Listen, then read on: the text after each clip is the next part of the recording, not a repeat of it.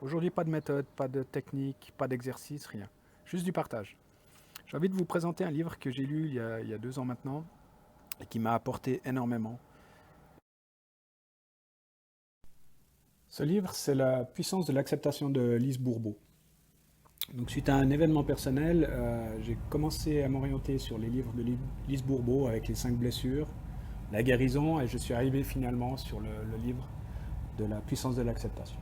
J'en ai encore, comme vous voyez, dans le pipe pour la suite. Alors, comme je vous l'ai dit, ce livre-là, il m'a quand même pas mal marqué. Maintenant, j'ai envie de vous expliquer pourquoi il m'a marqué. Comme je l'ai dit, il y a 2 ans et demi maintenant, voilà, des changements dans ma vie. Des changements où le plus simple aurait été de mettre la faute sur tout ce qu'il y avait autour.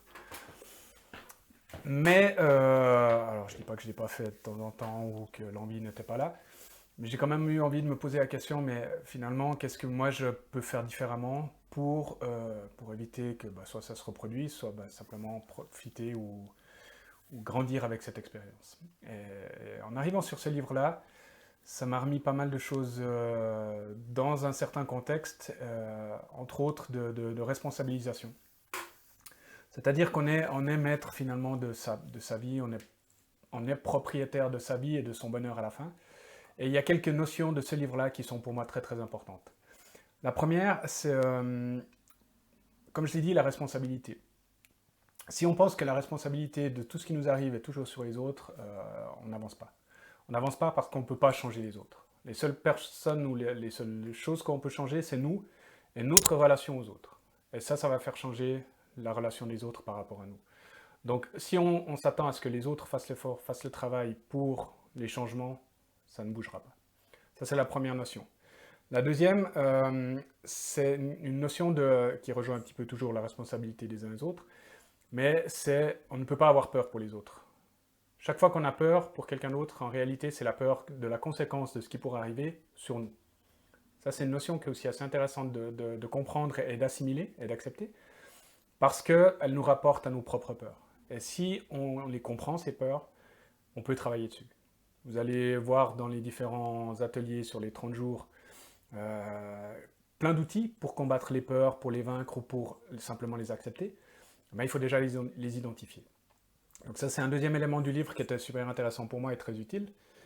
Une troisième aussi très intéressante, c'est qu'on a tendance à faire des reproches à autrui, à tout ce qui se passe autour de nous.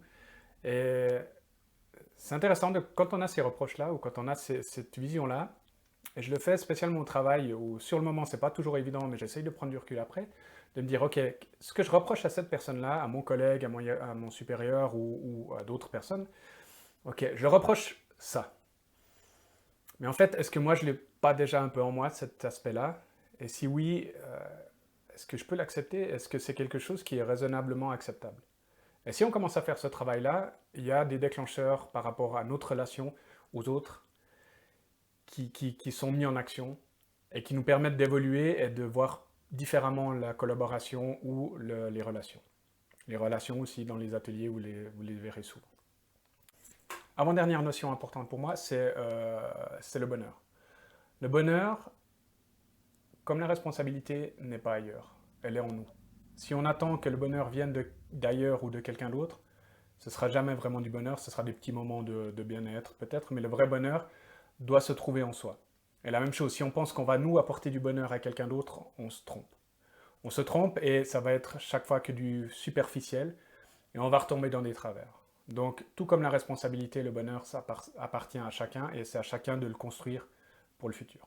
Et le dernier élément qui est la phrase clé pour moi dans ce livre, c'est pas d'attente sans entendre. Qu'est-ce qu'on entend par là? Ça veut dire que on ne peut pas attendre de l'autre qu'il fasse certaines choses ou qu'il agisse d'une certaine façon si on ne l'a pas clairement évoqué, si on ne l'a pas clairement discuté. Exemple très concret, très basique, passer aspirateur à la maison. Si ça n'a pas été convenu avant qui le fait, on n'a à aucun moment le droit de reprocher à l'autre de ne pas l'avoir fait si on n'a pas fait la demande ou si on ne s'est pas mis d'accord dans un premier temps qui le fait, à quel moment et de quelle façon.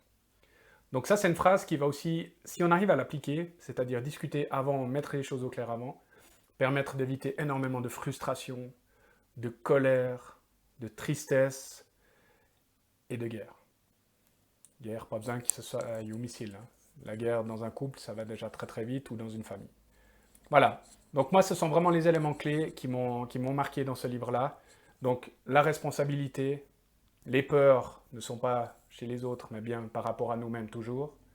Le bonheur est chez nous. Et la phrase clé, quand même, c'est pas d'attente sans entente. Merci et bonne lecture.